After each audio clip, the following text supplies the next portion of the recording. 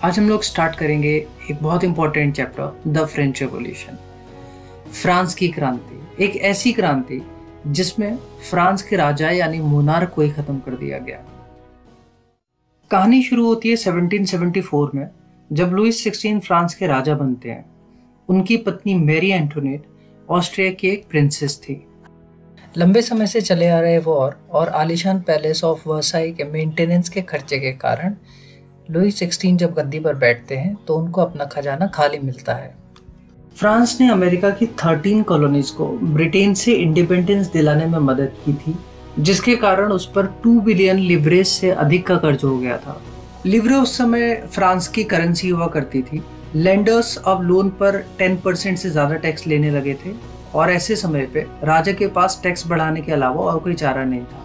France की population उस time पे 3 स्टेट्स में डिवाइडेड थी। फर्स्ट स्टेट्स जिसमें क्लर्जी यानी कि चर्च के लोग हुआ करते थे, सेकंड स्टेट्स में नोबिलिटी थी और थर्ड स्टेट्स में big businessman, peasants, landlords, labour हुआ करते थे। पीजेंट्स की पॉपुलेशन 90% थी, जबकि 60% जमीनें सिर्फ नोबल्स, चर्च और थर्ड स्टेट्स के कुछ अमीर लोगों के पास थी। और उन्हें 2 तरह के टैक्स देने होते थे, राजा के द्वारा लिया जाने वाला टैक्स टाइल और चर्च के द्वारा लिया जाने वाला टैक्स टाइल्स। 1715 से 1789 तक फ्रांस की पॉपुलेशन 23 मिलियन से बढ़कर 28 मिलियन हो गई, जिसके कारण फूड ग्रेन्स की डिमांड बढ़ने लगी और महंगाई भी बढ़ने लगी। पर लोगों की आमदनी में कोई बढ़ोतरी नहीं हो रही थी, जिसके कारण उन्हें डेली नीड्स की चीजें भी नहीं मिल पा रही थी और फ्रांस में अकाल पड़ना बहुत आम बात हो गई थी, जिसे सब्सिस्टेंस क्राइसिस भी कहा जाता है। सब्सिस्टेंस क्राइसिस यानी कि एक ऐसी क्राइसिस जब लोग अपनी डेली नीड्स की जरूरतों को भी पूरा नहीं कर पाते हैं।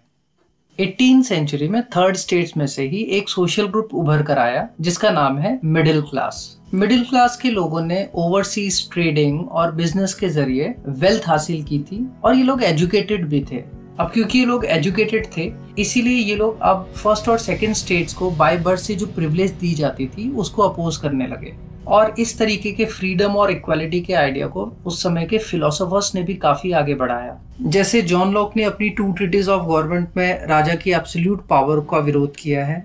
रूसो ने सोशल कॉन्ट्रैक्ट में लोगों द्वारा बनाई गवर्नमेंट के बारे में बताया है और मॉन्टेस्क्यू ने द स्पिरिट ऑफ लॉज में डिवीजन ऑफ पावर के बारे में बताया है। 5 मई 1789 को लुईस 16 ने स्टेट जनरल की एक असेंबली बुलाई।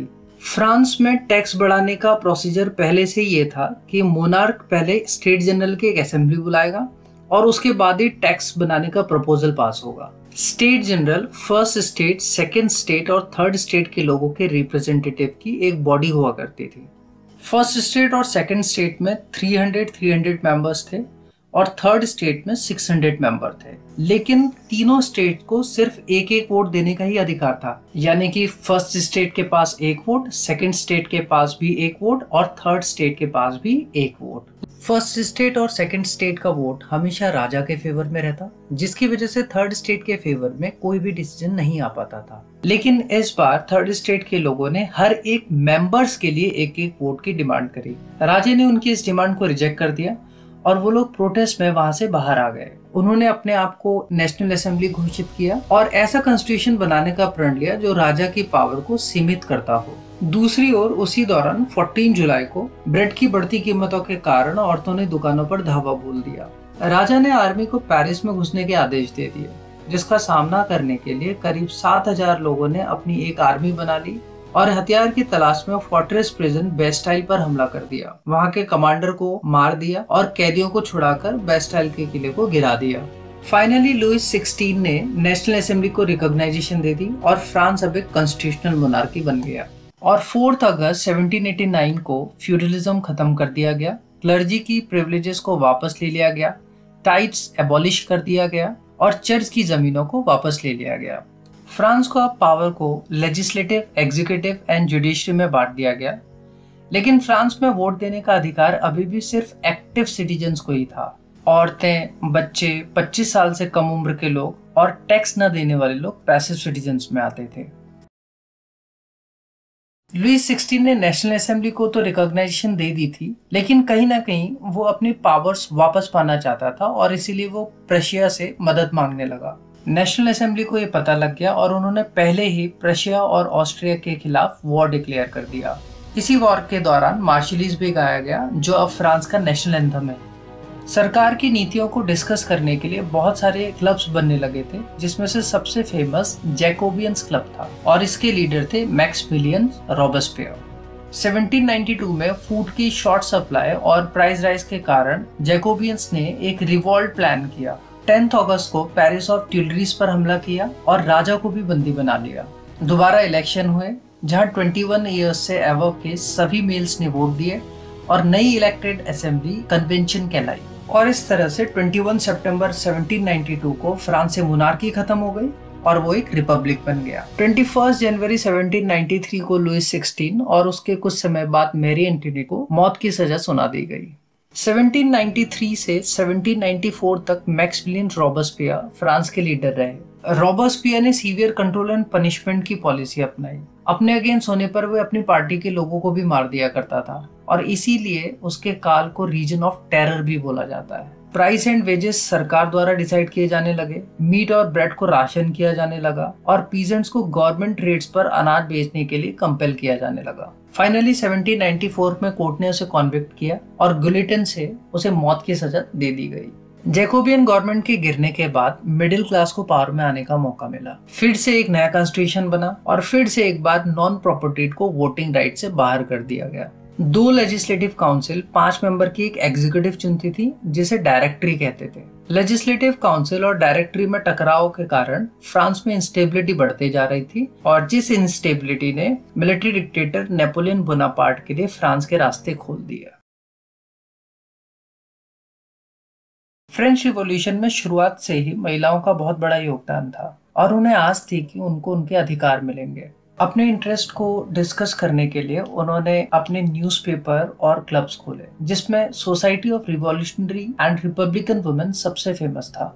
आपको याद होगा कि 1791 के कॉन्स्टिट्यूशन में महिलाओं को पैसिव सिटीजन्स में डाल दिया गया था और इसीलिए अब उनकी डिमांड वोटिंग, असेंबली में इलेक्ट होना और पॉलिटिकल ऑफिस होल्ड करने की थी। हाउएवर, रिवॉल्यूशनरी गवर्नमेंट ने कुछ लॉज इंट्रोड्यूस किए, जैसे स्कूलिंग कंपलसरी करना, मैरिज को एक कॉन्ट्रैक्ट बनाना, डाइवोर्स को लीगल करना। बट रीजन ऑफ टेरर के दौरान उनके क्लब्स को बैन कर दिया गया। महिलाओं की लड़ाई बहुत लंबी चली और लगभग 200 साल के बाद 1946 में उन्हें फ्रांस में वोटिंग राइट्स मिले। जैकोबियन गवर्नमेंट का सबसे रिवॉल्यूशनरी स्टेप स्लेवरी को फ्रेंच कॉलोनीज से खत्म करना था। फ्रांस की कुछ कॉलोनीज कैरेबियन में थी, जैसे मार्टिनिक एंड सैन डोमिंगो, जो कि फ्रांस को टैबेको, इंडिगो, शुगर और कॉफी सप्लाई किया करती थी। यूरोपियंस काम करने के लिए अपने घर से इतना दूर नहीं जाना चाहते थे, इसीलिए इस कमी को स्लेव ट्रेड के द्वारा पूरा किया जाता था। 17वीं सेंचुरी में फ्रेंच मर्चेंट बॉर्डो और नॉन स्पोर्ट से अफ्रीकन कोस्ट जाते और वहां से स्लेव्स खरीदकर कैरेबियन में बेच देते थे और यही सिलसिला लगातार चलते रहता था, जिसे स्लेव ट्रेड कहते हैं। बिजनेसमैन के नाराज हो जाने के डर से नेशनल असेंबली ने इसमें कभी फैसला नहीं लिया। फिर 1794 में बने कन्वेंशन ने स्लेव्स को आजादी दे दी, लेकिन नेपोलियन ने स्लेवरी को फिर से स्टार्ट कर दिया और फाइनली फ्रेंच कॉलोनीज से स्लेवरी 1848 में जाकर के खत्म हुई।